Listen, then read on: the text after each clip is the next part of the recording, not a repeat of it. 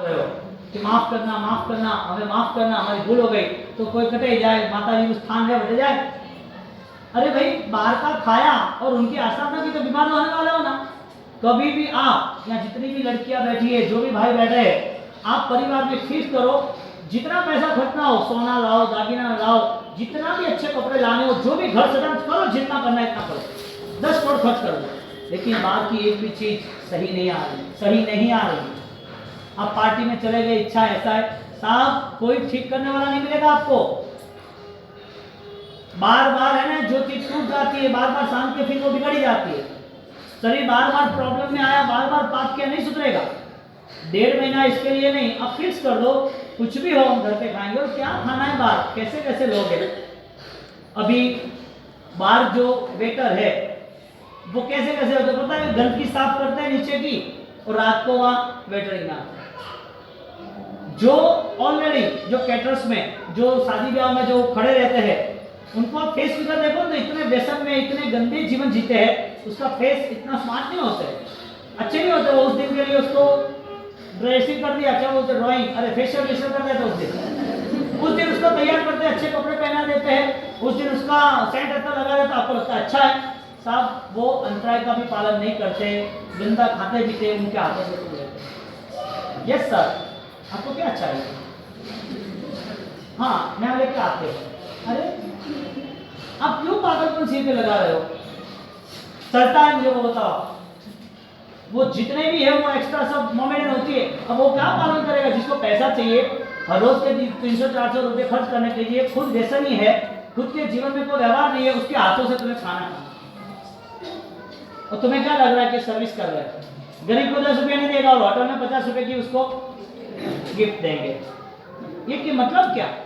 ये खाना पीना बाहर का है, वो आपको बर्बाद कर देगा। आपकी सारी ऊर्जा, आप मौका नहीं देते हो और हम की साधना कर रहे हो, लेकिन ये अंतर वाली चीज, आलू प्याज, ये दारू मांस, ये सारी चीजें आपको खत्म कर देंगे। आप कितने भी वास्तविक जलाओ, कोई साधक पुरुष हो गए, महान आत्मा होगी, कोई अच्छी जगह होती तो आपको ठीक हो जाएगा आपको कर्म को से, पर ज्यादातर आप गलत करोगे तो नहीं चलेगा। तो बाहर का, होटल का नहीं खाना, वो फाइनल करो, जीव दया के लिए नहीं, अच्छे रहने के लिए। जीव दया सेकंड राउंड, फर्स्ट आपका अच्छा रहना है तो बाहर का नहीं खाना, बाहर का खाने का करना का नहीं। जहां वहां जाओ, वहां सीधा हाथ जोड़ के खड़े नहीं रहना। आपको लगा कि हाँ इधर बहुत प्रभावक देवी देवता है, इधर बहुत बढ़िया मंदिर है, यहाँ हजारों लोग जाते हैं, ये संत महंत बहुत चमत्कारी है। अब वहां गए और आपने रिक्वेस्ट की और बोला कि बेटी तुम मन्नत मानो, तेरा काम हो जाएगा। अब तुमने मन्नत यानी बाधा, सौगंध, अब आपने सौगंध मान ली, आपके पुण्य करने से काम हो गया, आप वहां गए ही नहीं। अब बीमारी शुरू, 10 साल के बाद याद ही नहीं आया कि मैं बीमार क्यों हूँ, मेरी क्या सौगंध बाकी है। अब कहीं गए तो प्रॉब्लम हुआ ना। ऐसे बहुत सारे लोग हैं, कहीं चले जाते हैं, किसी के साथ के दर्शन करने में क्या फर्क पड़ रहा है? नहीं, आप जाके आओ, नहीं जाना, आप चले जाओ, आपको जो करना वो करो। कहीं कभी माथा टेकना नहीं, आप समझ लो ये हड्डी नहीं है, इसीलिए हमारा स्वाभिमान है, ये खाली खोपड़ी नहीं है। जैसे वैसे जहां तहां चले जाओगे कुछ मिलने वाला नहीं है, और गलत का रास्ता गलत ही है। ठीक है, ओके। कुछ पूछना है? 2 मिनट है आपके पास। अरे वहां का देखना, कुछ पूछना है?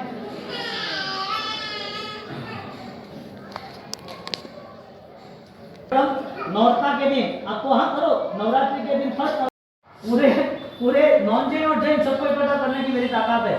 सब ऐसे केमिकल आते हैं, जाथा नाम की एक संस्था है, कंपनी है जाथा, वो सब ऐसे चीटरों को पकड़ती है।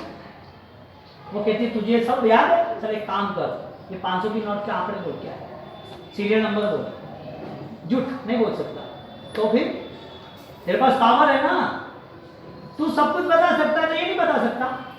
हाँ, तुम डर गए तो समझ लेना तुम फंसना ही है, डरना कभी नहीं। दूसरे दिन हुआ, दूसरे दिन चला गया।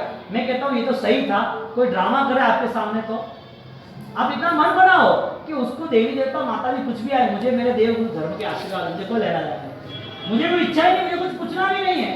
अब तुम कितना भी पूछो, कई लोग ऐसे हैं हजारों बार दर दर भटकते, उनका काम ही नहीं होता, हजारों जगह पर भटके, क्यों?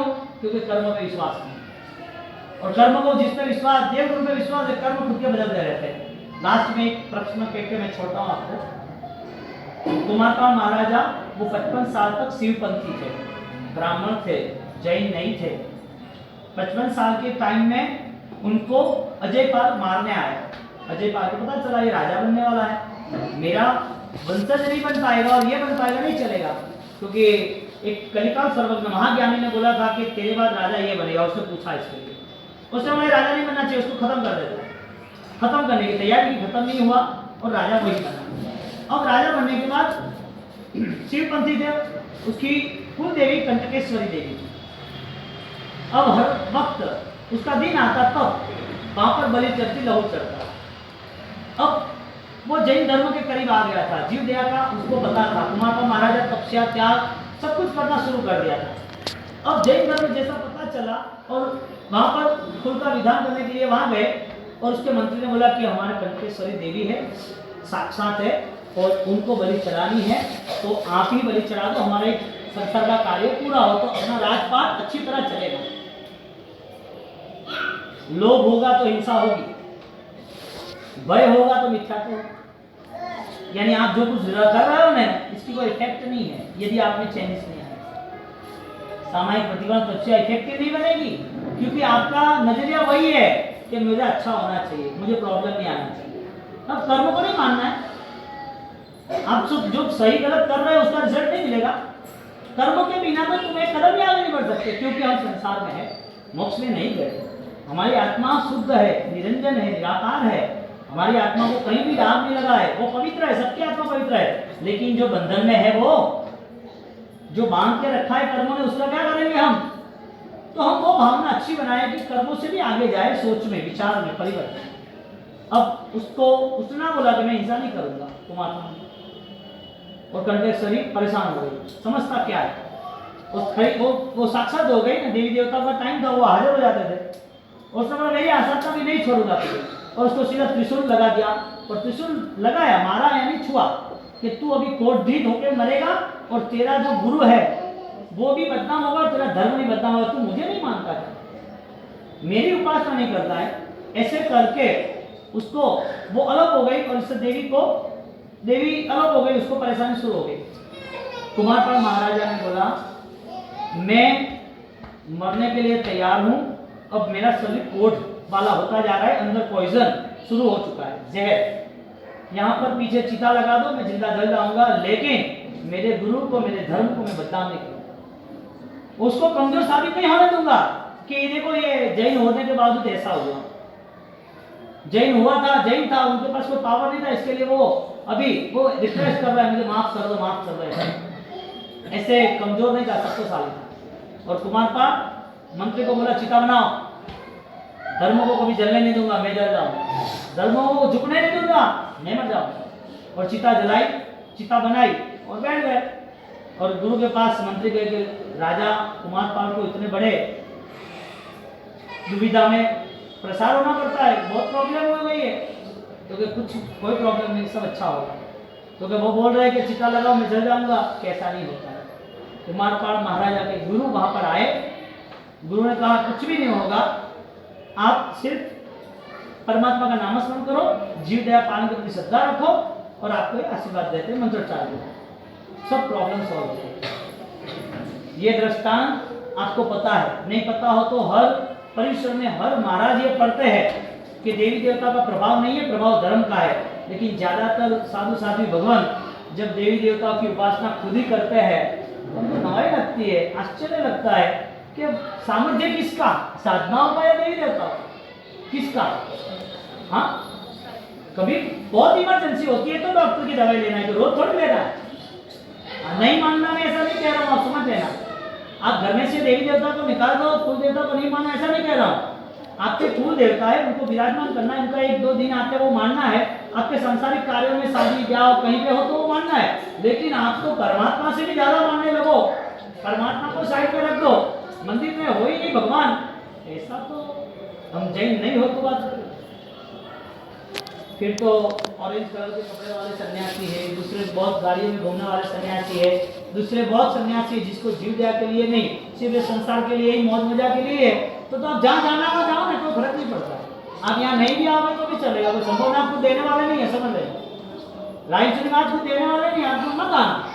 लेकिन आपकी श्रद्धा यदि सही हो तो आपको समझना चाहिए कि मुझे अन्य धर्म के अन्य उपासक के साथ मुझे जुड़ना नहीं है। मैं कितना खुलेआम बोल रहा हूं, आप समझ सकते हो।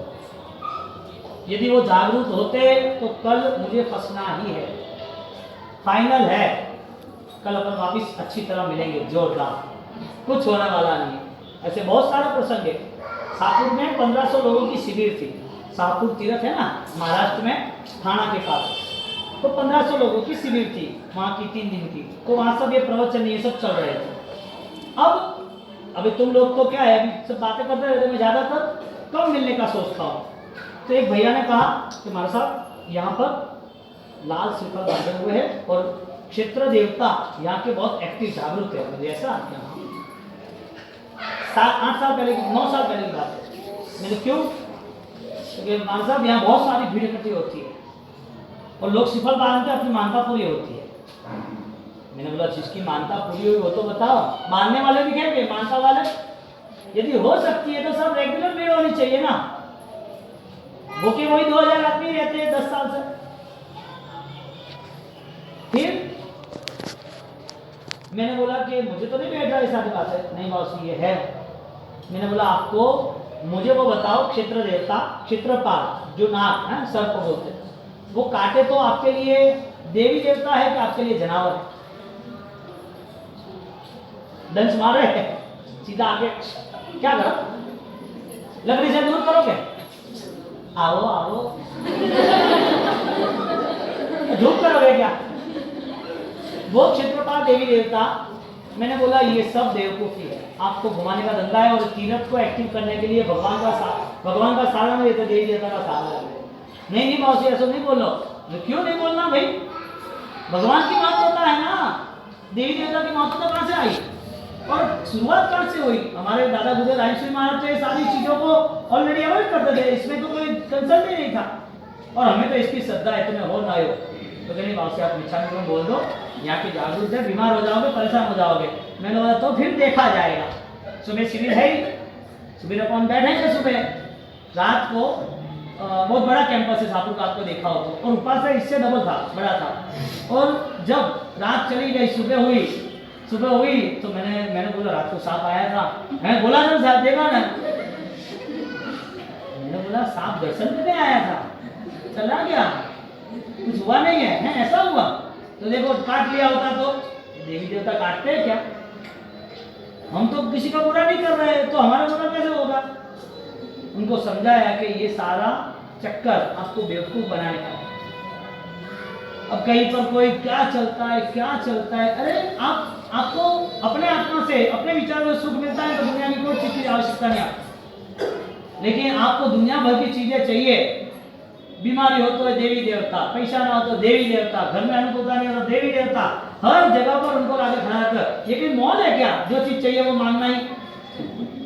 आपकी वापिस दूसरी बुरी आदत है कि राजू सरकार के पास ही ऐसा करते हो कि गुरु मुझे इतना चाहिए, ये दे दो, वो दे दो, कभी मांगना नहीं किसी से। यदि आपको सात्विक आराधना कर्म के नाम से करनी हो तो कुमार का महाराजा वो बच गए, अमर कुमार वो बच गए। ऐसे आप भी पहले आराधना साधना में जोड़ बनाना। आपका पाप होगा, आप गलत करते रहोगे तो फिर पाप आएगा तो बोलोगे तो ये तो कैसा हुआ। कई लोग तो है ना गलतियां करते हैं, फिर साल भर में जाते हैं कि हम देवी देवता को माफी मांगते। मैंने परसों आपको बोला था होटल में जाने का बंद करो, कोई भी होटल में जाने का एक भी चीज बाहर की खानी नहीं। क्यों पता है? घर में कुल देवी देवताओं के विधान में हमारे यहाँ सात्विकता है, दारू मांस चलता नहीं है। अब बाहर खाने वाला व्यक्ति, उसे पता है किसमें क्या मिक्स है। आप जैन बोलते हो तो जैन सब्जी आई, रोटी आई जैन। आपने बोला लोग वो खा रहे नान, नान की रोटी, उसमें इंडा मिक्स तो क्या आता है? उनके पास सब चम्मच वगैरह सब एक ही होता है। और ये गुजरात थोड़ी है, यहाँ तो सब परमिट है, हर सब कुछ चलता है। हम इतना बिहार में आए तो हम तो सोचते हैं लोग इतने कैसे जी रहे लोग। और ज्यादातर प्रॉब्लम कैसा कर्नाटक में पूरा आया था ना, जहाँ जहाँ भी हिंसा है वहाँ पर वो धरती पाप वाली होती है, वहाँ पर प्रॉब्लम आते हैं। अब ये सारी चीज खाने के बाद आपको बीमारी आई, रिपोर्ट नॉर्मल आ गए, बीमारी जा रही है, नाथ देवता भी है, भैरव जी भी है, अंबिका भी है, सब कुछ दूसरे 3-4 भी है, सब कुछ आपको जो महाराज ने जो दिया वो ले गए। अभी महाराज साहब तो ज्यादातर देवी देवताओं का ही काम करते हैं ना, है जैन साधु। राय श्रीमान ने तिरोधार क्यों किया कि जैन साधु होने के नाते ये प्रपंच नहीं करना, तुम्हें देवी देवता के लफड़े में क्यों पड़ना है, तुम तो आत्मा की साधना कर रहे हो। अब आपको मूर्ति कौन दे रहा है, दोहरे धागे कौन दे रहा है, आपको ऑलरेडी ये सारी चीजें आती कहां से आपके पास। किसी ने माणिक की मूर्ति लाई, क्यों कि एक साथ 100 लोगों ने माणिक का हवन किया, तो चलो उन्हें दे दिया, आप फिर में ले जाओ। अरे भगवान, ये सारी चीजें आपके वहां घर में आ गई, क्या है। यदि पत्थर में इतना पावर होता तो सब श्रद्धा का काम ही नहीं, बदलाव का काम ही नहीं, ये तो कोई भी कर सकता है। मुझे वो बताओ, आप रोज की 100 धूप कोई भी देवी देवता को चढ़ाते हो, तो देवी देवता तुम चाहो वो कर देते हैं, तो चलो हमको कल से शुरू, चलो जिसको जो भी इश्यू है, प्रॉब्लम है, क्योंकि पब्लिक तो दर दर भटकती है, हर जगह भटकती है। बेटी का कोई प्रॉब्लम है, बच्चे का कोई है, बिजनेस का है, बीमारी का है, घर का है, पैसे का है, ईमानदारी का, इज्जत का है, भाइयों का है, इतने प्रॉब्लम, दुनिया भर का प्रॉब्लम पढ़ना पड़े। अच्छा, दूसरी बात, इतने सारे जो भगत आदमी है, जो ब्राह्मण है, जो सन्यासी है, जो भगवान की बहुत भक्ति करते हैं, जो देवी देवताओं की बहुत भक्ति करते हैं, भगवान की छोड़ो, तो साहब मारवाड़ में बारिश नहीं आई अभी तक, जवाई बंद खाली होने आया, कहां गए देवी देवता से, गए कहां। अभी नियरेस्ट है 4 दिन पहले की बात है, जहां 2 साल पहले पूरे पाली में लोगों को घर खाली कराए, खाली करो, पानी की बाढ़ आने वाली है, परेशानी होने वाली है। आहोर में हमारा 14 ज्यादा बाइक पूरा पानी के साथ चला गया, जिंदगी में वहां पानी नहीं आया, इतना पानी आया। अब इतने सारे पशु मर रहे हैं, इतने सारे लोग परेशान हैं, पानी नहीं मिलने से तड़प रहे हैं, लड़े रहे हैं, अब पानी नहीं है। अब वो कहां गए देवी देवता जिसकी उपासना कर रहे थे, धूप दीपक कर रहे थे, कहां गए। अच्छा, दूसरी बात, जहां पर इतनी बाढ़ आ रही है, जहां पानी की आवश्यकता नहीं है, जो बीके में हुआ ना बद्रीनाथ के बद्री केदारनाथ में, हाँ उत्तराखंड में, इतनी बाढ़ आई, कहां गए देवी देवता। इतने लोग मर गए तो देवी देवता नहीं है कि है। मुझे जवाब दो आप जो बच्चियां हैं सब पढ़े लिखे, उनके लिए ये पूरा ब्रेन वॉश का प्रोग्राम है। आप जो बड़े हो वो अभी आप 50 साल की उम्र, आपके हिसाब से वो चेंज होने वाला नहीं है, वो भी पता है। आप जो भी सुनोगे तो आपको वो उतरने वाला नहीं है, वो भी फाइनल है, क्योंकि इतनी घड़ी आवे का घर है, इतनी घड़ी आवे ना तो कोई वे तो जो मैंने बोल दिया અને भूल से तुमने आज हटा दिया અને कल जो बुखार आया बावसी एडा बावसी का बोले, अरे भगवान का बावसी माथे डालो अटेरी गया અને जो थे चेंज कीधु અને अटे कोई छोरा ने एक्सीडेंट हो અને कदे कोई एक्सीडेंट में लागू हो या छोरो गिरो या कोई बुखार आयो या कोई घाटो हो ना दीदी दिन तो बावसी माथो आई तो थार होशियार रही है, घणो बात करे कोई जानो नहीं होगा बेटा के। मैं क्या कह रहा, आप वास्तविकता क्या है, हमारे यहाँ अमर कुमार के साथ क्या हुआ, कुमार पाल के साथ क्या हुआ, मैना सिपाल के पास क्या हुआ, तब उनका बल था और आपका संघर्ष तो होने ही वाला है। मस्ट फाइट, आप फाइटर बनो, घाव आएंगे, खून निकलेगा, दर्द होगा, मौत भी सामने आएगी, लेकिन जीतोगे आप यदि आपको फाइटर बनना है।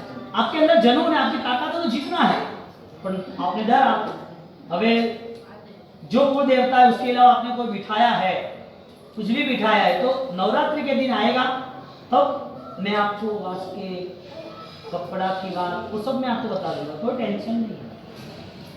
आपकी जितनी भी आराधना होगी बढ़िया ही होगी, कोई प्रॉब्लम नहीं आए। गुरु महाराज के सामने इतने उपद्रव आए, गुरु महाराज ने क्या किया मुझे वो पता चला, नौका का सन उन्हें से मरण नमक ही जाप किया ना।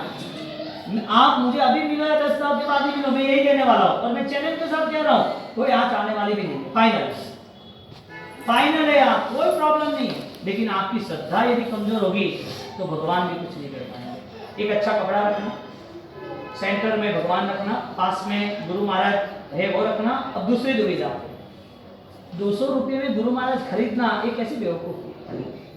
200 रुपये में गुरु महाराज मिलते हैं, कितने रुपये। अब केमिकल वाले जो पाउडर था ना, उसको केमिकल मिक्स करके गुरु महाराज की एक प्रतिमा, एक मूर्ति बनाई डाई।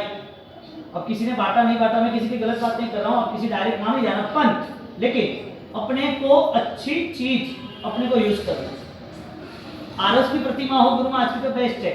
आपकी बहुत आनंद हो तो आप गोल्ड की या सिल्वर की, सोने चांदी की प्रतिमा बनाओ। लेकिन छोटी सी वो प्रतिमा बनाई और वहां धूप दिया हुआ तो प्रतिमा काली हो गई। गुरु महाराज की प्रतिमा काली क्यों है? घर पे आरस की होती तो सही ढंग से साफ करते। वो जो छोटी प्रतिमा आपको मिली है, या तो मोहन ख्याल से कहीं लाई है या गलती से आपने लाई, आपकी तो श्रद्धा थी तो बाउसी आवे रे गुरु महाराज चलो बिठाओ, कहीं नहीं मलतो तो गुरु महाराज का दर्शन, मूर्ति तो चाहिए घरे, तो आपने बिठा दी। लेकिन वो चीज क्या है? केमिकल मिक्स किया, पाउडर और उसकी डाई बनाई और वो प्रतिमा आपके घर पे है और काली भी पड़ गई। वास्तु के हिसाब से टूटा फूटा हुआ फोटो, खंडित मूर्ति, खंडित माला, खंडित मंदिर, एक भी चीज घर पे हो तो अशुभ है वास्तु के हिसाब से। अब श्रद्धा के हिसाब से हर कोई चीज साफ सुथरी और श्रेष्ठ ही चाहिए, उत्तम ही चाहिए। आप कपड़े तो अच्छे पहनते हो और आपके मंदिर ऐसा वैसा कैसे चले? पुरानी फोटो, काली फोटो, जली हुई फ्रेम, कुछ दिखे ही नहीं, खाली धूप पे देखे नहीं ढानी पड़े तो भगवान देख नहीं देख रहे हो, कई सालों से धूप पे है बस। मारवाड़ में कितना घोड़ा पड़े हुए तो देख लीजिए, धूप करे, एक साल में करे, शादी ब्याह में खोले, बाकी नहीं खोलता। वो तो मैं साल भर भी मारा के भाषा थी, अरे अरे वो तो होना तो पर भगवान भी जो आप जो ये सारा पूरा प्रोग्राम आपके दिमाग में फिट करना और चेंजेस लाना, कोई प्रॉब्लम नहीं होगा। अच्छा सा स्थापन करना, अच्छे से मुहूर्त में रेगुलर ओम ह्रीम श्रीम अरहम नमः आप 21 माला गिनना शुरू कर दो, 1 घंटा लगेगा।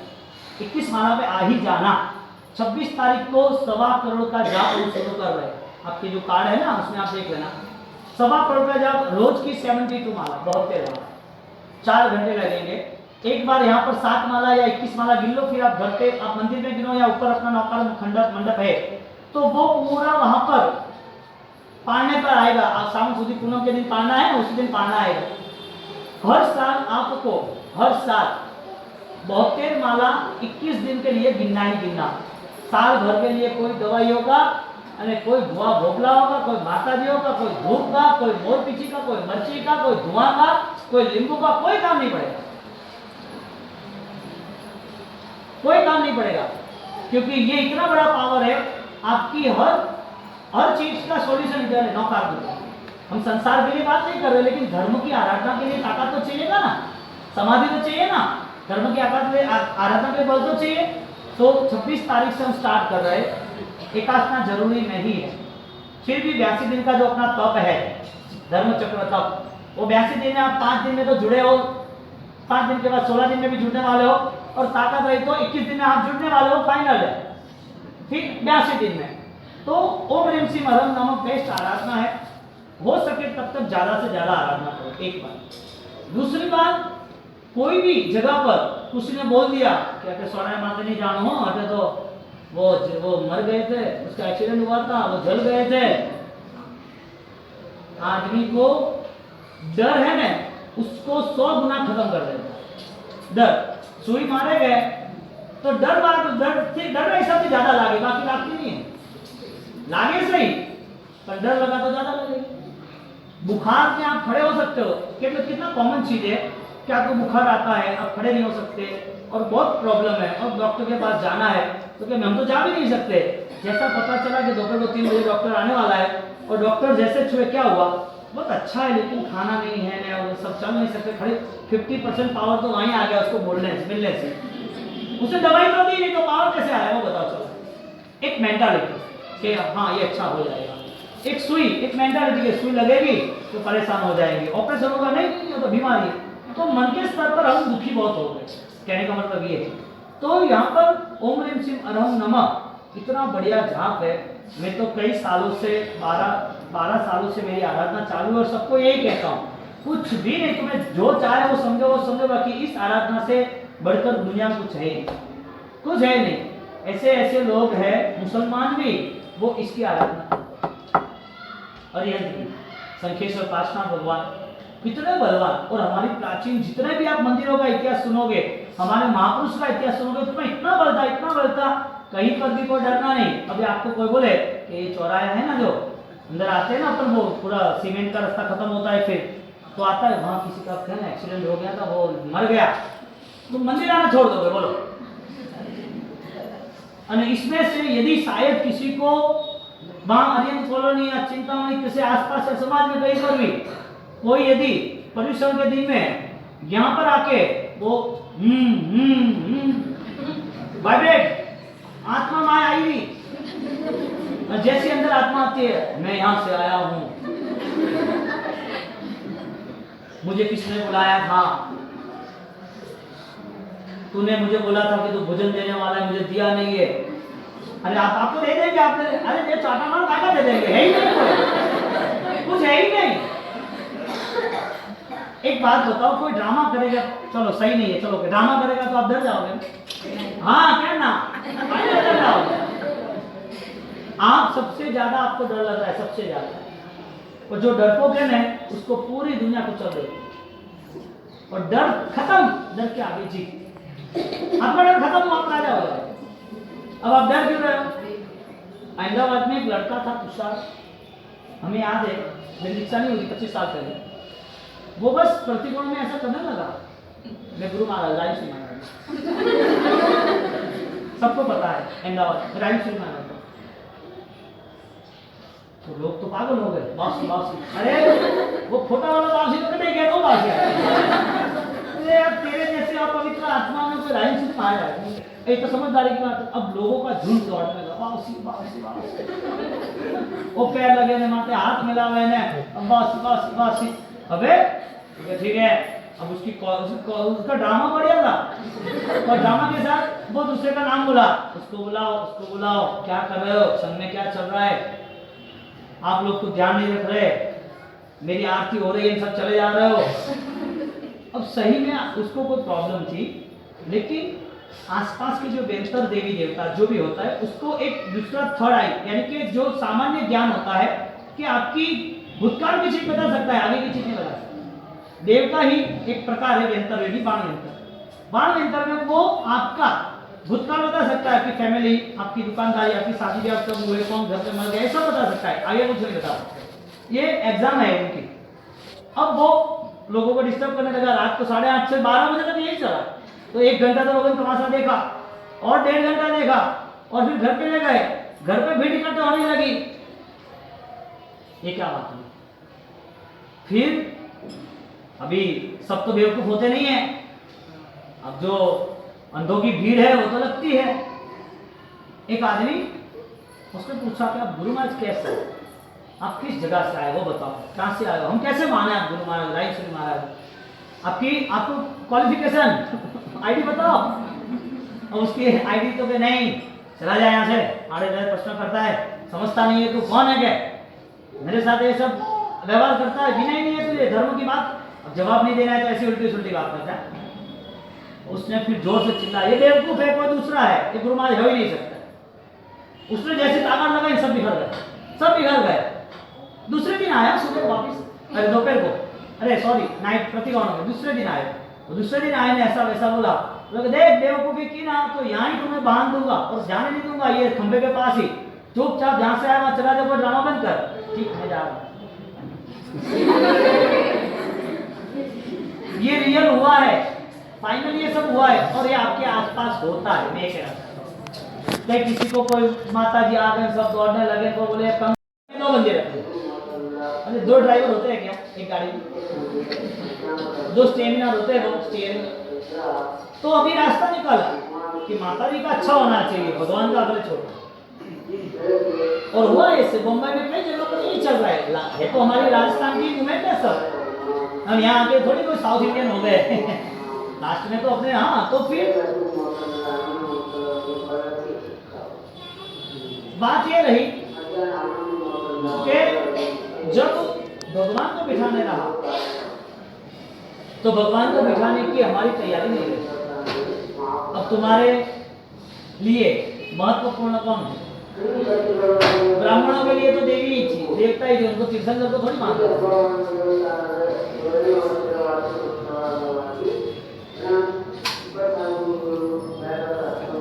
वो देवी देवता को ही ना, अरे उनको तो यही सब करना है। अब जो घर में बिठाए है, अब आपको किसी ने बोला इनको बिठाओ, 2 साल बाद किसी को बोला इनमें बिठाओ, वापिस 3 साल गया, घर में 2 लोगों को बोला कि तुम इनको बिठा दो, दोनों लोग के मुझको इसने ये बोला, मुझे उससे ये बोला, तो ये बिठा दो, वही बिठाया। एक गाड़ी में 6 सीटर है, 10 लोगों को बिठाओ तो क्या करना? एक कार है उसमें 6 लोग ही बैठ सकते हैं, आप 10 को बिठाओगे तो क्या होगा? परेशानी होगी नहीं होगी? अब घर में, मंदिर में किन किन की जगह है? इधर कोने में बिठाया, इधर सेंटर में बिठाया, इधर पास इधर बिठाया, कुछ नहीं तो ऊपर लगाया, वापस नीचे लगाया, और जगह नीचे लगाया। अरे इतना ट्रैफिक जाम किस वजह से? भय की वजह से, दुख की वजह से। हमें दुख नहीं होना चाहिए। किसी ने बोला कि ये करना वो करना, सब अमर कुमार ने तो कुछ नहीं किया था। आप बोलोगे वो तो सतयुग था, आप बोलोगे उस समय तो वो पवित्र था, उस समय तो उसकी साधनाएं थी, तो हमने कहा बड़े पाप कर दिए, कहाँ किसी का खून कर दिया है, हमने कहा चोरी डकैती की है, कहाँ किसी को जला कर मार डाला है, कहाँ किसी को खंजर मारा है, कहाँ किसी के लाखों रुपए ले लिए, कहाँ किसी को हमने चारों ओर बदनाम करने का बीड़ा लिया है। ऐसा तो हमने कुछ किया नहीं, तो क्यों डर रहे हो तुम लोग? डरने की वजह है क्या? अब मैं आपको बोल रहा हूं तो तुम्हें दुख आएगा पहले, तो मुझे सारा दुख आएगा तुम्हारे घर का। मैं आपको जो कह रहा हूं कि उसको हटा दो, तो सबसे ज्यादा दुख तुम्हें आना चाहिए, मुझे आना चाहिए। आप सारे जितने यहाँ बैठे सबके देते तो मेरे सिर पर आ जाएंगे कल रात में। पकड़ ले, क्या बोला था? बोला क्यों तुमने के?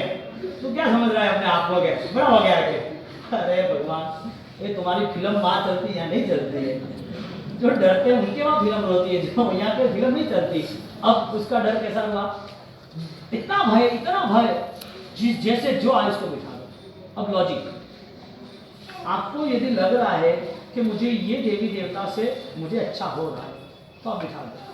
कल आपको कोई बोलेगा कि आपको ये कन्नड़ के जो भगवान है, ये आंध्रा वाले जो मानते हैं वो जो भगवान अलग हो, दुनिया भर के 7000 अलग अलग धर्म है। कोई बोलेगा कि मेरा नाना चाचा, मेरी 10 पीढ़ी वाला जो दादा है उसको मैंने बिठाया है, वो बहुत श्रद्धावान है, ताकतवर, उनको बिठाओ। तो सब किन को बिठाओगे? वो तो बताओ आगे। आज तुमने 6 लोगों को बिठा दिया है और 10 को बिठाओगे?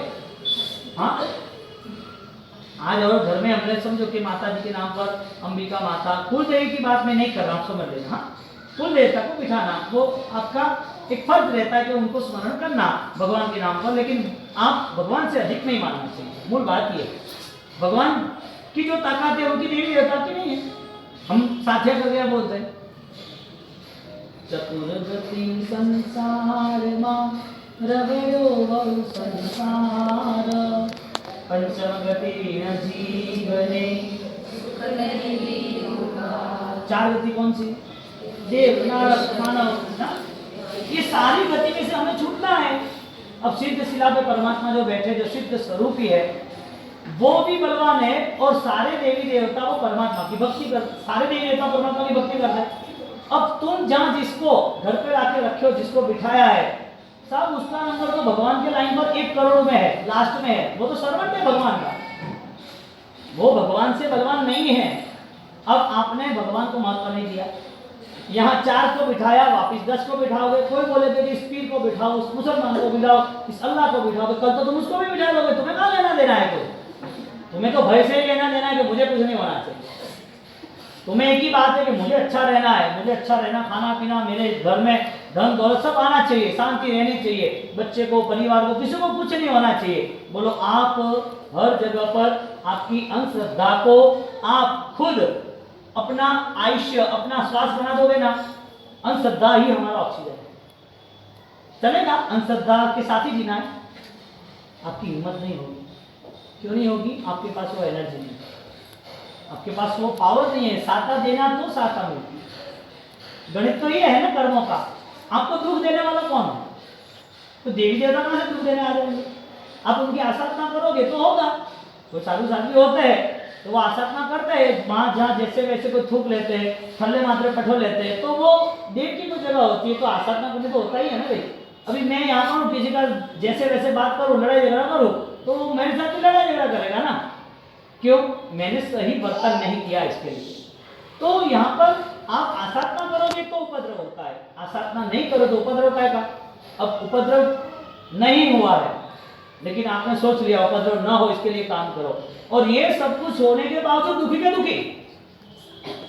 कोई सुकून मिला? आपको बुखार आ गया तो 10 दूध ज्यादा करो ना। आपको एक्सीडेंट हो गया है तो 10 दूध ज्यादा करो। कैंसर आ गया है तो देवी देवताओं को सब जगह पर माथे टेक के आओ। आपका कर्म साथ नहीं देगा ना देवी देवता के मेरे साथ कुछ भी कोई भी फॉर्मूला नहीं। एक आदमी उसको बुखार उतर ही नहीं रहा, बुखार में से उसको मलेरिया है, मलेरिया से टाइफॉइड आया, टाइफॉइड में से कॉलेरा आया, बीमार होता ही गया और ऐसा हो गया पूरा।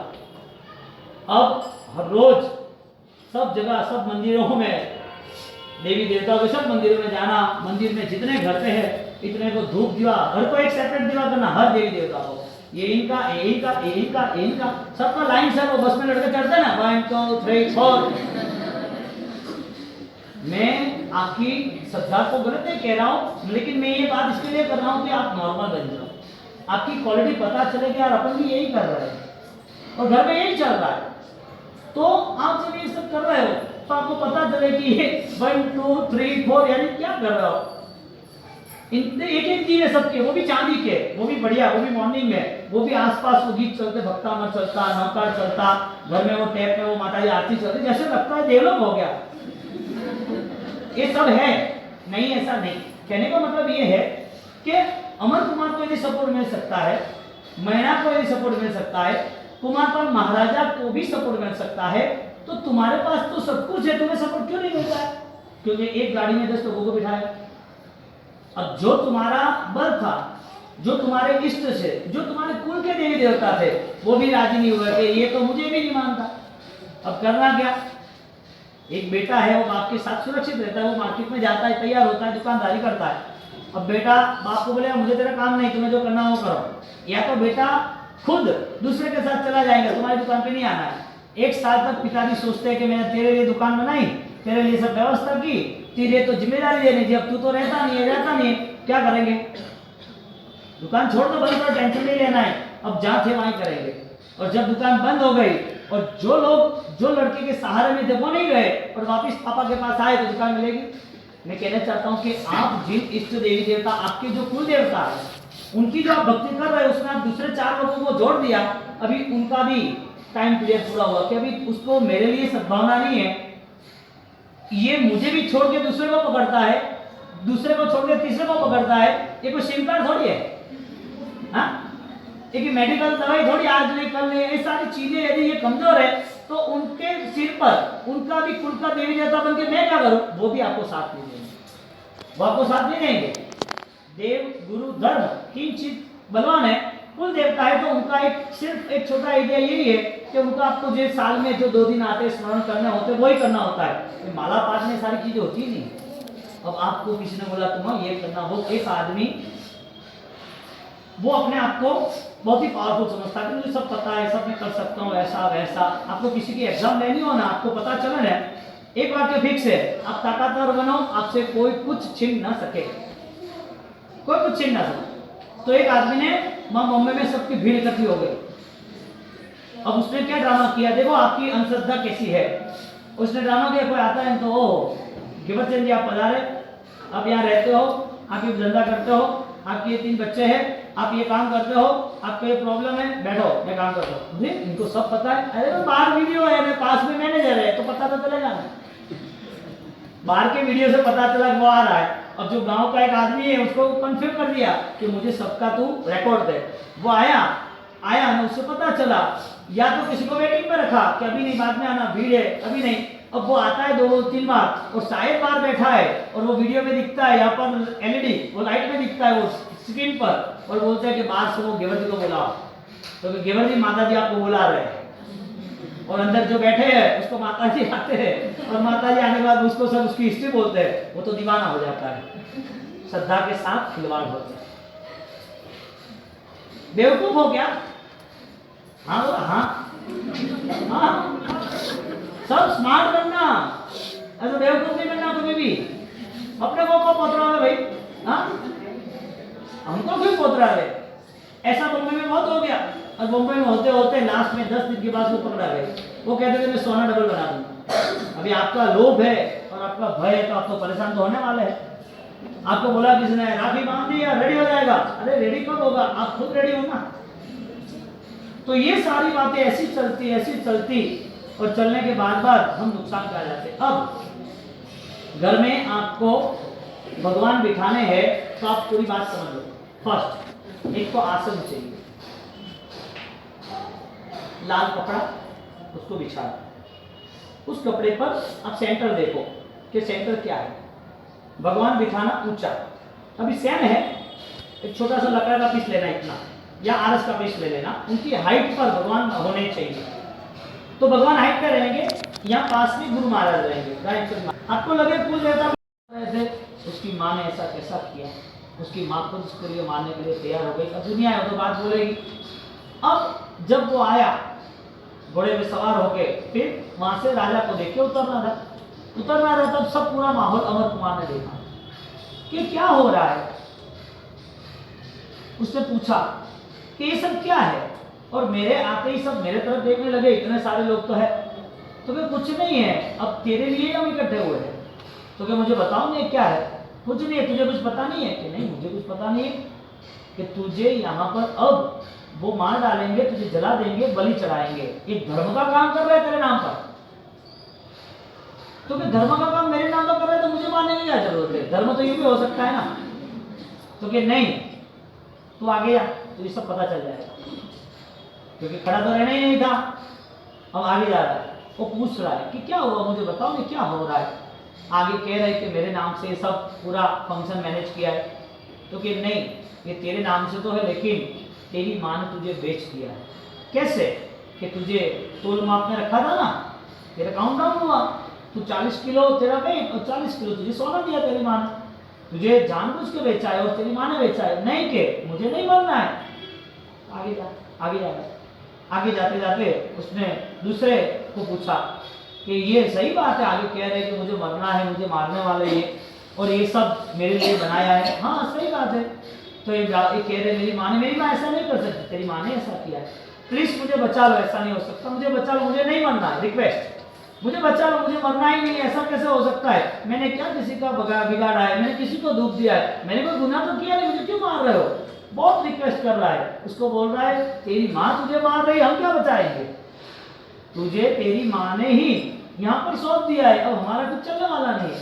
सीधा जाते जाते वहां हवन कुंड के वहां चला गया, और वहां जाते सीधा राजा के सिंहासन पे चला गया, राजा के पैर पकड़े, राजन मैंने कुछ किसी का बिगाड़ा नहीं, आप मुझे क्यों मार रहे हो, क्या वजह है, मुझे माफ कर दो, मेरी गलती हो तो सजा दे दो, लेकिन मारना तो नहीं चाहिए ना, और मैं तो बहुत छोटा हूँ, मुझे मार के क्या मिलेगा आपको, कि तुझे मार के ही मुझे मिलने वाला है, ये दिन का ही मैं इंतजार कर रहा था कितने दिनों से, अब ये दिन तो करीब आएगी, मैं माफ कैसे कर सकता हूँ, तुझे माफी मांगनी हो, तुझे बचना, तेरी माँ को बोल, यहाँ नहीं बोलना, और तेरी माँ भी कुछ नहीं कर पाएगी। वो रो रहा है, और उसको उठा के रख दिया वहां पर, जब पूरा अग्निकुंड जल रहा था, यहाँ पर पूरे ब्राह्मण चारों ओर बैठे थे कतार लगाकर, और उन लोगों ने अपने हाथ में सब सामान लेने लगे, 1 2 1 स्वाहा स्वाहा स्वाहा। अब अग्नि जलने लगी, और उसके अंदर सब चीज डालते डालते अग्नि सब चीज खाती रही, जलाती रही, अग्नि बढ़ती गई, और इतनी ज्वाला ऊपर तक आने लगी, और जब मुहूर्त आया, समय आया कि अब बस 15 मिनट की देर है, अब पूरी तैयारी करो। राजन ने मंत्री को इशारा किया, मंत्री ने ब्राह्मण को, लीडर था 500 लोगों का, उसको पूछा, उसने बोला कि बस तैयारी है, वापिस मैसेज गया, और वो राजा भी पूरा नजारा देख रहा है, पूरे नगरवासी खड़े हैं वहां पर, सब लोग ये देख रहे हैं कि ये घटना हो रही है, एक भी व्यक्ति आवाज नहीं उठा रहा है कि गलत हो। अंधश्रद्धा ने सबको गुलाम बना दिया, अंधश्रद्धा थी ना। अब सीधी बात है, तुम्हें कुछ और समझाया, तुम समझ लो, तो तुम्हें धर्म की बात भी पता चलती है, कर्म की बात भी पता चलती है, आत्मा की बात भी पता चलती है, आराधना भी कर रहे हो, तो फिर तुम्हारे मन में अलग अलग धर्म की अलग अलग सोच क्यों आती है, वजह क्या? वजह एक ही है, आपके पास रियल लाइफ नहीं है। जो व्यक्ति गुनाह में रहता है वो डरता है, जो गलत करता है वो डरता है, सही करोगे तो तुम्हें कोई प्रॉब्लम ही नहीं है, सही करने वाले को कभी भी दुख नहीं है, कोई डरना नहीं है।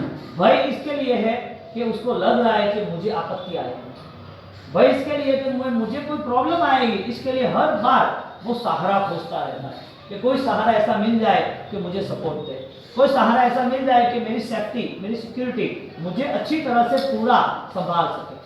अब वो राजन ब्राह्मणों के कहने से हवन कराया। वो ब्राह्मण ने बोला तुझे मेहर बनाना है तो बलि देनी पड़ेगी। राजन ने बोला कि ओके। राजन ने कहा कि गलत नहीं करना है, इसके लिए उन्होंने अनाउंसमेंट किया। अब अनाउंसमेंट किया तो राजा को ऐसा लगा कि हम तो लीगल ही है, यानी कि श्रद्धा और अंधश्रद्धा का सिर्फ धागे जितना ही फर्क है, ज्यादा नहीं है। आप जो कुछ कर रहे हो इसमें मान्यता, आपका मन ऐसा तैयार होता है, आपको सही लगता है। ये सही नहीं, सही है नहीं। ज्ञानियों की दृष्टि से, जैन दर्शन की दृष्टि से, धर्म की दृष्टि से हिंसा नाम का पाप सही हो ही नहीं सकता। सही कब होगा? अहिंसा का धर्म रहेगा तब। अब राजा का मन महल बनाने का लालसा का था, ब्राह्मणों को लोभ था तो गलत रास्ते बता दिया, माता को भी लोभ था मौत ना आए इसके लिए तो भी उनको बेच दिया। अब उनकी शुरुआत हो गई, हवन में बिठाना है, 15 मिनट बाकी है और सब लोगों ने शुरुआत कर दी। अब वो रो रहा था और रोते वक्त उसे याद आया कि नौकर महामंत्र का स्मरण वो हमें सुरक्षा देगा, वो हमें धर्म देगा। कोई भी सहारा नहीं रहा तब उसे गुरु के वचन याद आए। कोई भी सहारा नहीं रहा तब उसे गुरु के वचन याद आए कि मुझे गुरु महाराज ने बोला था कि नौकर मंत्र का स्मरण करना, बस और कुछ नहीं। अभी वो तो बैठा है, उसको बिठा दिया, नौकर का स्मरण कर रहा है। इधर 500 ब्राह्मण वो उसकी विधि चालू कर दिया, मंत्र चालू कर दिया। एक साथ सब टूट पड़े इसके ऊपर कि उसको अभी डालना है। अब मंत्र गिनता रहा ब्राह्मण, मंत्र गिनते रहे अमर कुमार। दोनों का मंत्र युद्ध शुरू हुआ, दोनों का मंत्र युद्ध शुरू हुआ। मंत्र युद्ध शुरू हुआ, 10 मिनट चली गई, 12 मिनट चली गई, 15 मिनट चली गई, 20 मिनट चली गई, मुहूर्त चला गया। अब उसको जो ब्राह्मण थे उसका मंत्र युद्ध चला तो उसको सपोर्ट नहीं मिल रहा था। वो जो बोल रहे थे तो उससे कंफर्मेशन नहीं मिल रहा था, कि आदेश नहीं मिल रहा था कि चलो बलि चढ़ाओ। अब उन्होंने सब जगह बिठा के उन्होंने मलिन देवताओं के साथ उनको आह्वान किया, उनको स्थापन किया, उनको बुलाया कि मैं तुझे चढ़ा रहा हूं, लेकिन नहीं हो पाया। अब 20 मिनट चली गई, राजा ने इशारा किया क्या हो रहा है? मंत्री ने बोला क्या हो रहा है? ब्राह्मण ने बोला क्या हो रहा है? पास में जो लीडर था उसके पास में दूसरा ब्राह्मण था, उसको बोला कि हम तो सब सही कर रहे हैं, उसको पूछो कुछ कर रहा है। तो उसको सीधा पकड़ा, हे तू क्या कर रहा है? कुछ नहीं कर रहा, मैं तो बैठा हूँ, तुम्हारे सामने तो बैठा हूँ। नहीं कि तू कुछ बोल रहा है तुझको? कि हाँ मैं बोल रहा हूँ। क्या बोल रहा है? बस कुछ नहीं, मैं तो वो मंत्र बोल रहा हूँ। अरे बंद कर, तुझे कुछ नहीं बोलना है। बोलता क्या है? चुपचाप गलत कर रहा है, हमारा पूरा प्रोग्राम खत्म हो रहा है, बिगड़ जाता है। अब उसकी ताकत बढ़ गई, अब तुम्हें जो करना वो करो, अब तो मैं इसको तो छोड़ूंगा ही। अब उन्होंने भी जोर लगाया, 500 लोगों ने, इधर इसने भी जोर लगाया और इधर भी उनका महामंत्र का स्मरण चालू रहा। 10 मिनट 15 मिनट चली गई, कुछ भी नहीं हुआ। अब ब्राह्मण को ऐसा लगा कि अपनी इज्जत चली जाएगी, अहंकारी थे, उनको लगा कि अभी अपना कंप्लीट है, अभी हम राजन के सामने क्या मुंह दिखाएंगे, राजा अभी अपने को अंदर जला देगा, इससे अच्छा कि अपन कोई भी हिसाब से ताकत लगा लो। इतनी ताकत लगाई और ताकत लगाने के बाद पास वाले दूसरे ब्राह्मण के पास जो बैठा था उसने बोला कि गुरुजी ये सब बात छोड़ो, एक ही काम करो, अब उसको उठा के डाल। अभी वो गिनना तो बंद कर नहीं रहा, अपन गिनते तो अपना मंत्र चल नहीं रहा, अब मंत्र युद्ध में वो जीत रहा है, इससे अच्छा है उसको खड़े होकर डाल दो। अभी कुछ राजा को बोलना ही नहीं, अभी उसको डालने में क्या फर्क पड़ेगा। हम 3 लोग जाते हैं, आप खाली आदेश करो, स्वाहा स्वाहा जोर से बोलते जाओ, मंत्रोच्चार उसको डाल देते हैं। और उन्होंने तुरंत ही 3 लोग खड़े हुए, उसको पकड़ा और उसको डालने की तैयारी की। जैसा डाला ऐसे आंख शांत हो गई, वहां पर सिंहासन बन गया। ये स्टोरी आपको पता है, ओके। मैं ये कहना चाहता हूं, धर्म यदि आपने बहुत ही ऊर्जा के साथ, तीव्रता के साथ, अपने शुभ भावों के साथ और आगे जाके आपकी शुद्धि के लिए यदि किया तो 7 देवों को भी झुकना पड़ता है। जो राजेश्वरी महाराज के सामने ये हुआ, राजेश्वरी महाराज के सामने देव ऐसे बैठे थे सामने, सब बोलो ऑर्डर करो क्या करना है। मैं इधर बोल रहा बोलो भाई आप ये खिड़की बंद कर दो ना, तो कैसे खड़े हो जाए। राजेश्वरी महाराज नाम मंत्र के आराधक, उनके सामने ये सब चलते थे ऐसे, 1-2 नहीं, हजारों की संख्या। अब जिसने अमर कुमार ने जो जाप किया उसमें उसको पता नहीं था कि मंत्र क्या है। एक बार 5 मिनट के लिए गुरु महाराज ने बोला कि आप ये मंत्र का जाप करो। अब 5 मिनट के लिए उन्होंने जाप किया और जाप करते वक्त उन्होंने मंत्रोच्चार गिनते रहे। उनको तो मरना ही था, उनको थोड़ी पता था मैं बचने वाला हूं, उसको पता नहीं था, वो तो मंत्र गिनता रहा। ब्राह्मणों ने बोला कि तू बंद कर, तब उसे पता चला कि इसमें तो बहुत पावर है। अब जब पता नहीं था कि इसका पावर है, पता होगा तब। हम अनजान हैं, इसके लिए हम दूसरी जगह जा रहे हैं। हम जान लेते हैं। तो जब उसको डाला तो साहब देव भी कैसे आ गए आपने को पता है, आए कैसे, वो बात पता। देव आए, सिंहासन बनाया, फूल की माला दी, राजन को समझाया तू क्या कर रहा है, इतने पवित्र जो बालक है ये पृथ्वी पर उसका लहू चढ़ेगा, ये पृथ्वी पे हड़कंप हो जाएगा, भूकंप आ जाएगा, चारों दुकान पड़ जाएगा, कुदरत में आफत आ जाएगी, लोग बिना वाक के यहाँ पर आपत्ति आ जाएगी, मर जाएंगे, इसको मारना नहीं चाहिए, ये तो एक सौर्यवान और एक सात्विक और महान पुरुष है। अरे यार, एक नौकर गिना 10 मिनट इसमें महान बन गया। हाँ, किसने बोला ये बात देव ने बोली और राजन ने सॉरी बोला कि हमारी माफ कर दो, हमारी गलती हो गई, ऐसा वैसा, प्रोग्राम खत्म हुआ। मैं आपको क्या कहना चाहता हूँ, हमारे पास कुछ बातें हैं जिसे हमें समझना है। फर्स्ट, आपको कुछ घुमाना, ये करना पड़ेगा, वो करना पड़ेगा, ये नहीं करोगे तो नहीं चलेगा, इसको बिठाना पड़ेगा, इसके साथ रहना पड़ेगा। क्यों? या तो आपको नौकर नहीं मिला, या तो आप नौकर गिन नहीं रहे, दो में से एक। या तो आपकी श्रद्धा कमजोर है, या तो आपकी श्रद्धा अंधश्रद्धा में ट्रांसफर हो रही है। इसके लिए हमें ये भी चाहिए, हमें ये भी चाहिए, हमें ये भी चाहिए। कभी ऐसा देखा है कि 2 एक्टिवा पे आप बैठे हो, पैर खड़े रहते, ये सब पिक्चर में होता है, वो भी डुप्लीकेट होता है, तो सही नहीं होता है। तो खाली आपको समझाने के लिए पूरा विजुअल पीछे की पूरी सिस्टम सेट करते हैं, वो भी होता नहीं है, वो तो खाली वो 2 एक्टिवा के बाइक पे खड़ा रहता है वो हीरो, और पीछे वो आकाश का ड्राइंग है वो चलता रहता है, तो हमें दिखता है कि वो रहता है। वास्तविकता होती नहीं है। क्या है वो? ड्रामा है। क्या है? तो ड्रामा है यानी सिनेमा, पिक्चर। तो पिक्चर में जो होता है वो ड्रामा है। कभी भी 2 चीजों पे सवार होकर हम नहीं चल सकते, 2 चीजों पे सवार होकर हम नहीं चल सकते। लेकिन वही 2 चीज, 2 घोड़े यदि रथ में जुड़ जाए तो रथ में चल सकते हैं। बात क्या है, आपको सबसे बड़ा आपका और आपके पापा के साथ जो भी जेंट्स है उनके साथ सबसे बड़ा इश्यू एक ही हुआ, घर में परमात्मा को बिठाने की बात ही नहीं। कोई भी घर होता है तो उसका वास्तु होता है, वास्तु के हिसाब से इष्ट यानी कि परमात्मा का स्थान होता है। परमात्मा का स्थान होता है, उसकी एक दिशा होती है कि इस दिशा पर, इस लोकेशन पर, यहाँ पर ज्यादा एनर्जी, इसके लिए यहाँ भगवान बैठने चाहिए। तो ज्यादातर हम ईस्ट यानी कि पूर्व दिशा। इसके बाद अभी ये है पूर्व, सामने पूर्व है, पीछे पश्चिम, ये है उत्तर, ये है दक्षिण। ओके, आप समझ लेना ध्यान से, अभी घर जाके फिर समझना कि क्या क्या है।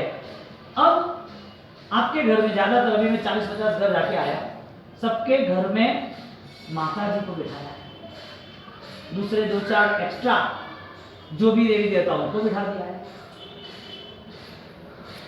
अब कर्म की बात कहाँ आई, नौकर की बात कहाँ आई? आज का हमारा विषय है अंधश्रद्धा का श्राप। पहली बात तो दोनों की व्याख्या समझ लें। श्रद्धा को जब अंधी की जाती है, श्रद्धा का जब खून हो जाता है, सत्य जब खत्म हो जाता है, तब अंधश्रद्धा शुरू होती है। बहुत ही छोटा भेद है लेकिन दिखाई नहीं देगा। सोने और पित्तल की परख इंसान बहुत टाइम करता है, कभी पता चलता है।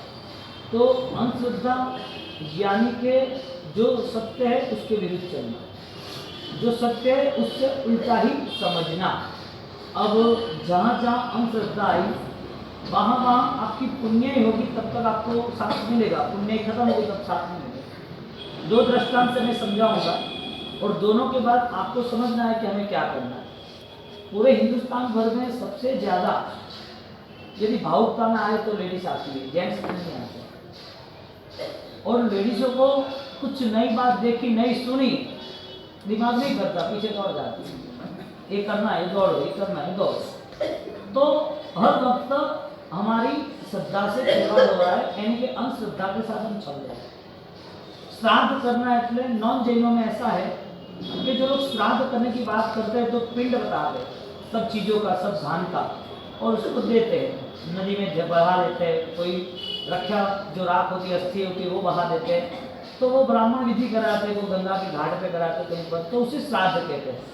श्राद्ध यानी कि त्याग करना। अब आपके मन में दो दृष्टांत से मैं तय करूंगा कि आपको क्या करना है, क्योंकि आप जितने भी बैठे हो उनको घर संभालना है।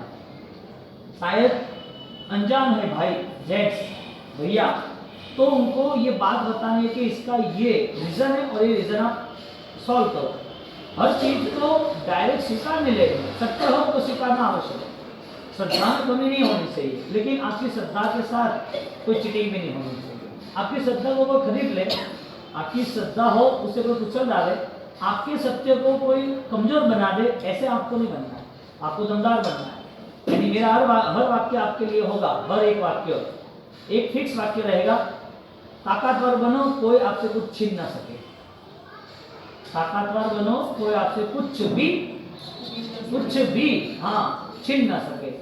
अब आपको ताकतवर बनना है तो आपके पास समझदारी चाहिए। यदि आपकी समझदारी नहीं रही तो सबसे ज्यादा चांसेस आपके नुकसान का। अब बात हम करेंगे अमर कुमार की। अब अमर कुमार, उनकी कहानी हमें पता है। एक छोटा सा बालक है, वो बालक खेत में जंगल में जाता है और वहां जाते जाते उसे एक मुनिवर भगवान मिल जाते हैं। तो वो कौशल ध्यान में रहते थे, और जब कौशल ध्यान में रहते थे तो मुनिवर भगवान को वो देखता था, कुछ बोलते नहीं थे। अब अमर कुमार उसको सिर्फ इतना कहा, जब उसने आंख खोली तब रोज आता उनके सामने बैठता, वो कौशल में खड़े रहते और थोड़ी देर के बाद चला जाता। रूटीन होता उसका। एक बार वो बैठा है, वहाँ उनकी आंखें खोली मुनिवर भगवान ने और बोला कि गुरुजी आप इतने दिनों से यहाँ हो, ना भूख ना प्यास, ये सब कैसे करते हो? आप तो खड़े ही रहते हो। मैं जब भी आता हूँ, जैसे भी आता हूँ, मेरे सब पशु को मैं लेकर जाता हूँ तो आप तो खड़े रहते हो, तो आपको ये सब कैसे हो रहा है? तो ये कुछ नहीं है, बस महामंत्र का स्मरण करते हैं। महामंत्र ये हमारा भविष्य है और हमारी आत्मा का बल है। जो नौकार में छिपा हुआ है वही हमारे में छिपा हुआ है। जो नौकार का बल है वही हमारा बल है। जो नौकार में जिसका स्थान है वही हमारा स्थान आएगा। तो फिर कैसे हो सकता है? कुछ नहीं होगा। जब भी हम इस दुनिया में दुख के बोझ में पलते हैं, दुख का बोझ हमारे सिर पे आ जाता है और हम परेशान होते हैं, उस समय से हमें सोचना कि नौकार के अलावा कोई शरण नहीं है। तो कि नौकार क्या होता है? कि नौकार कुछ नहीं होता है, जो शुद्ध आत्माएं होती है, जिस आत्मा को शुद्धि पानी है, जिस आत्मा को अपने जीवन को धन्य बनाना है, ऐसे आत्माओं का यहाँ पर स्मरण है, यहाँ पर उनकी भक्ति है। नाम बोला किसी का? भगवान का नाम नहीं बोला कि तीर्थंकर है, सिद्ध है, ऐसा कोई नाम नहीं बोला, लेकिन क्या बोला? आत्माओं का स्मरण। यानी कि जब नमोकार मंत्र का नमो अरिहंतान उनकी वंदना होती है तो एक पार्श्वनाथ भगवान, आदिनाथ भगवान, नैमिनाथ भगवान की वंदना नहीं होती है। टोटल जितने भी तीनों काल में जो अरिहंत तो हुए हैं, होने वाले हैं, जो हो चुके हैं, उन सारों को वंदना करते हैं। और वर्तमान में अभी श्रीमंत स्वामी विचार ग्रहण कर रहे हैं, उनकी वंदना हो रही है। तो उनकी भाव वंदना, उनकी वंदना होती है तो उनकी वंदन से हमें बल मिलता है। वो अनंत शक्ति लेके बैठे हैं तो वो शक्ति हमको आशीर्वाद के रूप में, स्मरण के रूप में मिलती है। इतना उसको समझाया, बात खत्म हुई। अब गांव में अनाउंसमेंट किया राजा ने कि मेरा महल नहीं बन रहा है। एक ब्राह्मण ने बोला है एक छोटे बच्चे को बलि देना है, आग में डालना है, जला देना है।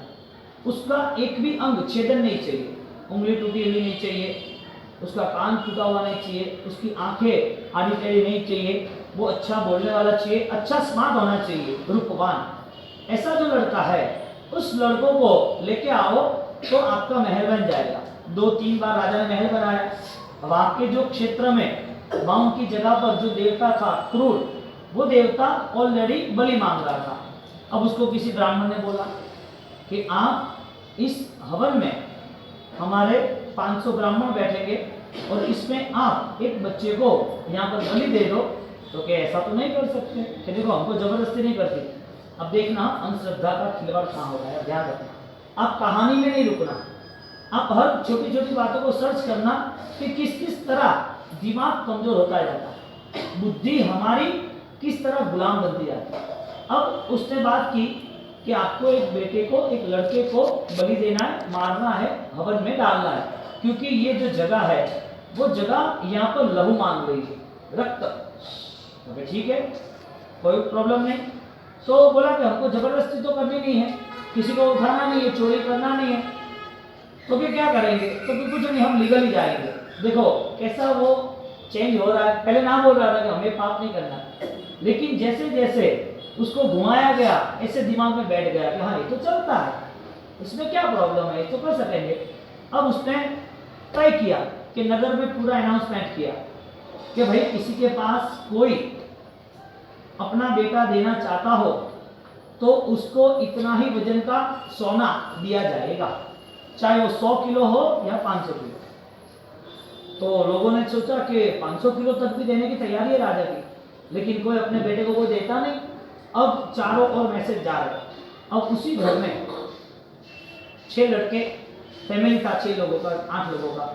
अब वो लोग दुखी थे, खाने के लिए कुछ नहीं थे, हर रोज लड़ाई झगड़े रहते थे। वो उसकी वाइफ उसके पति को बोले तुम कमाते नहीं, तुम ऐसे हो, यहाँ पैसा है नहीं, बच्चे भूखे रह रहे, मैं भी कमाने जा रहा कुछ मिलता नहीं है। वो बच्चे बार बार रोते हैं, लड़ाई झगड़े करते, खाना मिलता नहीं है। अब भोजन कैसे करे, पैसा तो चाहिए ना। अब ये रोज का चल रहा था उनका, अब उसका भाग्य नहीं था। फिर ये बात सुनी कि अपन अपने 4 बेटे उसमें से एक बेटे को दे देते हैं, हम 6 लोग मर जाएंगे, इससे अच्छा तो एक को मार देगा।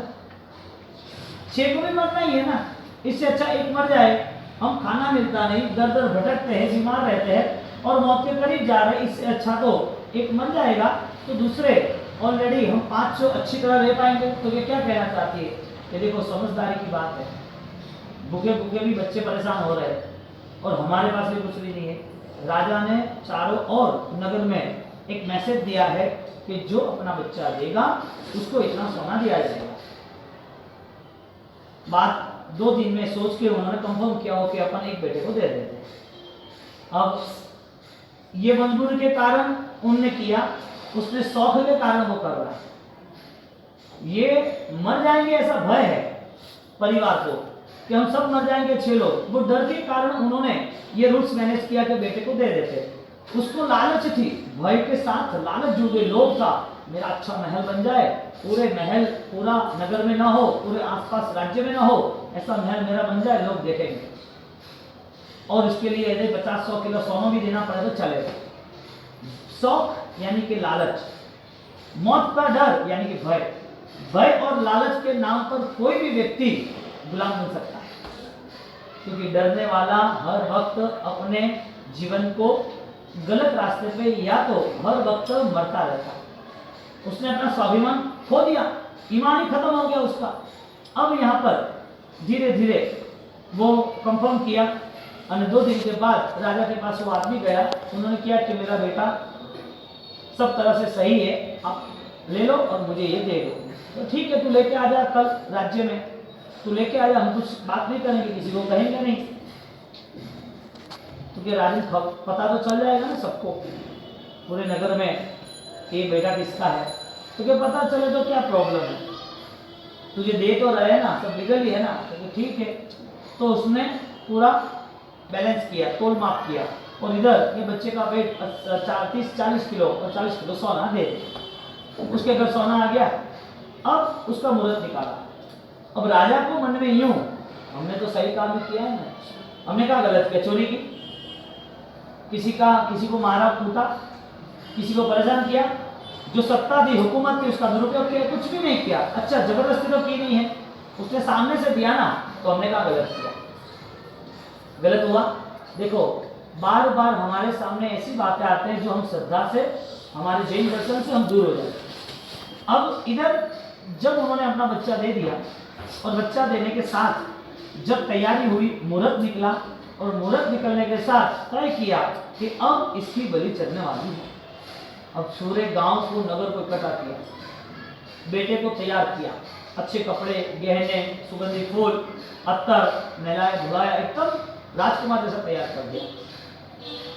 पूरा बड़ा ऐसे 3 हॉल बने, इतना बड़ा एक हवन कुंड बनाया, 500 लोगों को बिठाना था ना, तो अंदर आग चालू कर दी, बहुत सारी आगे। अब ये सारे यहाँ बैठे हुए हैं, राजा वहां साइड पर सिंहासन पे हाइट पे बैठा हुआ है, सामने सारे नगर के जो भी पीपल्स सारे खड़े हैं और सब लोग इंतजार कर रहे हैं कि कब अमर। आज का हमारा विषय है अंधश्रद्धा का श्राप। पहली बात तो दोनों की व्याख्या समझ लें।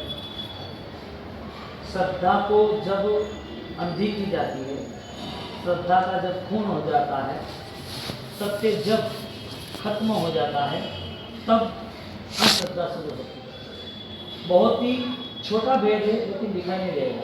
सोने और पित्तल की परख इंसान बहुत टाइम करता है तभी पता चलता है।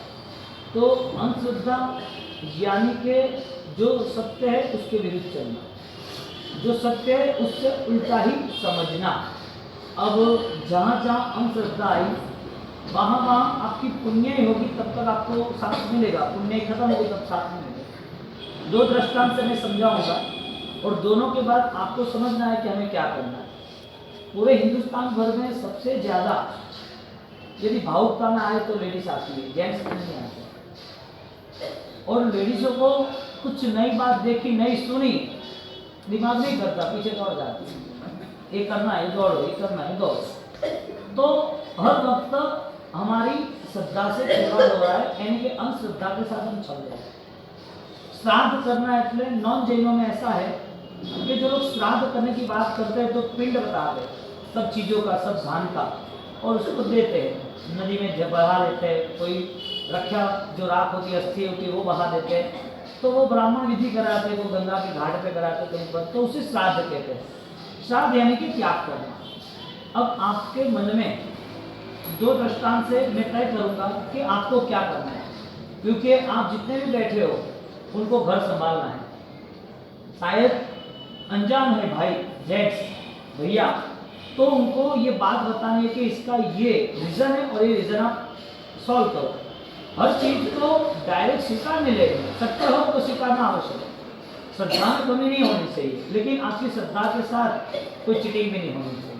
आपकी श्रद्धा को कोई खरीद ले, आपकी श्रद्धा हो उसे कोई कुचल डाले, आपके सत्य को कोई कमजोर बना दे, ऐसे आपको नहीं बनना है। आपको दमदार बनना है। यानी मेरा हर वाक्य आपके लिए होगा, हर एक वाक्य एक फिक्स वाक्य रहेगा। ताकतवर बनो, कोई आपसे कुछ छीन ना सके। ताकतवर बनो, कोई आपसे कुछ भी छीन ना सके। अब आपको ताकतवर बनना है तो आपके पास समझदारी चाहिए। यदि आपकी समझदारी नहीं रही तो सबसे ज़्यादा चांसेस आपके नुकसान का। अब बात हम करेंगे अमर कुमार की। अब अमर कुमार, उनकी कहानी हमें पता है। एक छोटा सा बालक है, वो बालक खेत में जंगल में जाता है और वहाँ जाते जाते उसे एक मुनिवर भगवत मिल जाते हैं। तो वो कौशल ध्यान में रहते थे, और जब कौशल ध्यान में रहते थे तो मुनिवर भगवान को वो देखता था, कुछ बोलते नहीं थे। अब अमर कुमार उसको सिर्फ इतना कहा, जब उसने आँख खोली तब रोज आता, उनके सामने बैठता, वो कौशल में खड़े रहते और थोड़ी देर के बाद चला जाता। रूटीन होता उसका। एक बार वो बैठा है, वहाँ उनकी आंखें खोली मुनिवर भगवान ने और बोला कि गुरुजी, आप इतने दिनों से यहाँ हो, ना भूख ना प्यास, ये सब कैसे करते हो? आप तो खड़े ही रहते हो। मैं जब भी आता हूँ, जैसे भी आता हूँ, मेरे सब पशु को मैं लेकर जाता हूँ, तो आप तो खड़े रहते हो, तो आपको ये सब कैसे हो रहा है? तो वे कुछ नहीं है, बस महामंत्र का स्मरण करते हैं। महामंत्र ये हमारा भविष्य है और हमारी आत्मा का बल है। जो नौकार में छिपा हुआ है वही हमारे में छिपा हुआ है। जो नौकार का बल है वही हमारा बल है। जो नौकार में जिसका स्थान है वही हमारा स्थान आएगा। तो फिर कैसे हो सकता है? कुछ नहीं होगा। जब भी हम इस दुनिया में दुख के बोझ में पलते हैं, दुख का बोझ हमारे सिर पे आ जाता है और हम परेशान होते हैं, उस समय से हमें सोचना कि नौकर के अलावा कोई शरण नहीं है। तो कि नौकर क्या होता है? कि नौकर कुछ नहीं होता है, जो शुद्ध आत्माएं होती है, जिस आत्मा को शुद्धि पानी है, जिस आत्मा को अपने जीवन को धन्य बनाना है, ऐसे आत्माओं का यहाँ पर स्मरण है, यहाँ पर उनकी भक्ति है। नाम बोला किसी का? भगवान का नाम नहीं बोला कि तीर्थंकर है, सिद्ध है, ऐसा कोई नाम नहीं बोला, लेकिन क्या बोला? आत्माओं का स्मरण। यानी कि जब नमोकार मंत्र का नमो अरिहंताण उनकी वंदना होती है तो एक पार्श्वनाथ भगवान, आदिनाथ भगवान, नैमिनाथ भगवान की वंदना नहीं होती है। टोटल जितने भी तीनों काल में जो अरिहंत तो हुए हैं, होने वाले हैं, जो हो चुके हैं, उन सारों को वंदना करते हैं। और वर्तमान में अभी सिमरन स्वामी विचार ग्रहण कर रहे हैं, उनकी वंदना हो रही है। तो उनकी भाव वंदना, उनकी वंदना होती है तो उनकी वंदन से हमें बल मिलता है। वो अनंत शक्ति लेके बैठे हैं तो वो शक्ति हमको आशीर्वाद के रूप में, स्मरण के रूप में मिलती है। इतना उसको समझाया, बात खत्म हुई। अब गांव में अनाउंसमेंट किया राजा ने कि मेरा महल नहीं बन रहा है। एक ब्राह्मण ने बोला है एक छोटे बच्चे को बलि देना है, आग में डालना है, जला देना है। उसका एक भी अंग छेदन नहीं चाहिए, उंगली टूटी हुई नहीं चाहिए, उसका कान टूटा हुआ नहीं चाहिए, उसकी आंखें आड़ी टेढ़ी नहीं चाहिए, वो अच्छा बोलने वाला चाहिए, अच्छा स्मार्ट होना चाहिए, रूपवान। ऐसा जो लड़का है उस लड़कों को लेके आओ तो आपका महल बन जाएगा। 2-3 बार राजा ने महल बनाया। अब आपके जो क्षेत्र में, वहां उनकी जगह पर जो देवता था क्रूर, वो देवता ऑलरेडी बलि मांग रहा था। अब उसको किसी ब्राह्मण ने बोला कि आप इस हवन में हमारे 500 ब्राह्मण बैठेंगे और इसमें आप एक बच्चे को यहाँ पर बलि दे दो। तो क्या ऐसा तो नहीं कर सकते? कि देखो हमको जबरदस्ती नहीं करती। अब देखना अंधश्रद्धा का खिलवाड़ कहाँ हो रहा है, ध्यान रखना। आप कहानी में नहीं रुकना, आप हर छोटी छोटी बातों को सर्च करना कि किस किस तरह दिमाग कमजोर होता जाता है, बुद्धि हमारी किस तरह गुलाम बनती जाती है। अब उसने बात की कि आपको एक बेटे को, एक लड़के को बलि देना है, मारना है, हवन में डालना है, क्योंकि ये जो जगह है वो जगह यहाँ पर लहू मांग रही है, रक्त। तो ठीक है, कोई प्रॉब्लम नहीं। तो बोला कि हमको जबरदस्ती तो करनी नहीं है, किसी को उठाना नहीं है, चोरी करना नहीं है, तो फिर क्या करेंगे? तो फिर कुछ नहीं, हम लीगली जाएंगे। देखो कैसा वो चेंज हो रहा है। पहले ना बोल रहा था कि हमें पाप नहीं करना, लेकिन जैसे जैसे उसको घुमाया गया ऐसे दिमाग में बैठ गया कि हाँ ये तो चलता है, इसमें क्या प्रॉब्लम है, ये तो कर सकेंगे।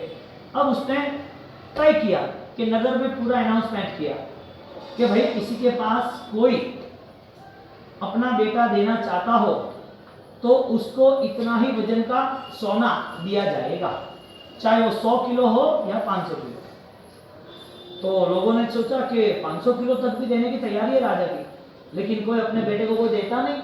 अब चारों ओर मैसेज जा रहे। अब उसी घर में 6 लड़के, फैमिली था 6 लोगों का, 8 लोगों का। अब वो लोग दुखी थे, खाने के लिए कुछ नहीं थे, हर रोज लड़ाई झगड़े रहते थे। वो उसकी वाइफ उसके पति को बोले तुम कमाते नहीं, तुम ऐसे हो, यहाँ पैसा है नहीं, बच्चे भूखे रह रहे, मैं भी कमाने जा रहा हूँ, कुछ मिलता नहीं है। वो बच्चे बार बार रोते हैं, लड़ाई झगड़े करते, खाना मिलता नहीं है। अब भोजन कैसे करे, पैसा तो चाहिए ना। अब ये रोज का चल रहा था उनका, अब उसका भाग्य नहीं था। फिर ये बात सुनी कि अपन अपने 4 बेटे उसमें से एक बेटे को दे देते हैं, हम 6 लोग मर जाएंगे, इससे अच्छा तो एक को मार देगा। 6 को भी मरना ही है ना, इससे अच्छा एक मर जाए। हम खाना मिलता नहीं, दर दर भटकते हैं, बीमार रहते हैं और मौत के करीब जा रहे हैं, इससे अच्छा तो एक मर जाएगा। तो दूसरे ऑलरेडी हम 500 अच्छी तरह रह पाएंगे। तो ये क्या कहना चाहती है कि देखो समझदारी की बात है, भूखे भूखे भी बच्चे परेशान हो रहे हैं और हमारे पास भी कुछ भी नहीं है। राजा ने चारों ओर नगर में एक मैसेज दिया है कि जो अपना बच्चा देगा उसको इतना सोना दिया जाएगा। बात 2 दिन में सोच के उन्होंने कंफर्म किया हो कि अपन एक बेटे को दे देते। अब ये मजबूरी के कारण उनने किया, उसने शौक के कारण वो कर रहा है। ये मर जाएंगे ऐसा भय है परिवार को कि हम सब मर जाएंगे 6 लोग, वो डर के कारण उन्होंने ये रूल्स मैनेज किया कि बेटे को दे देते। उसको लालच थी, भय के साथ लालच जुड़ गई, लोभ था मेरा अच्छा महल बन जाए, पूरे महल पूरा नगर में ना हो, पूरे आसपास राज्य में ना हो, ऐसा महल मेरा बन जाए, लोग देखेंगे और इसके लिए यदि 50-100 किलो सोना भी देना पड़े तो चलेगा। शौक यानी कि लालच, मौत का डर यानी कि भय।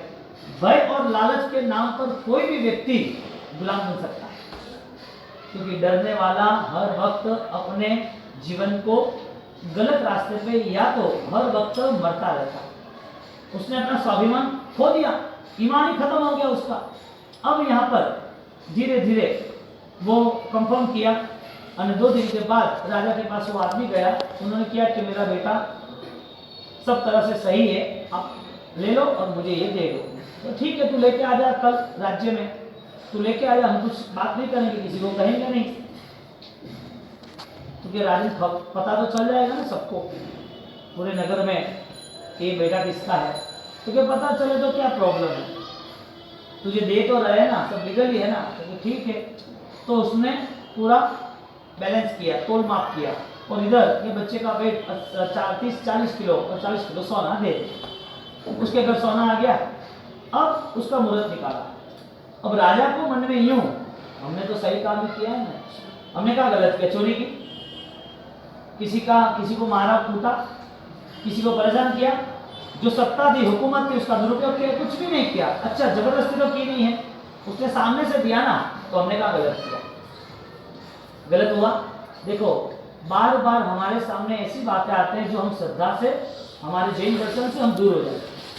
अब इधर जब उन्होंने अपना बच्चा दे दिया और बच्चा देने के साथ जब तैयारी हुई, मुहूर्त निकला, और मुहूर्त निकलने के साथ तय किया कि अब इसकी बलि चढ़ने वाली है।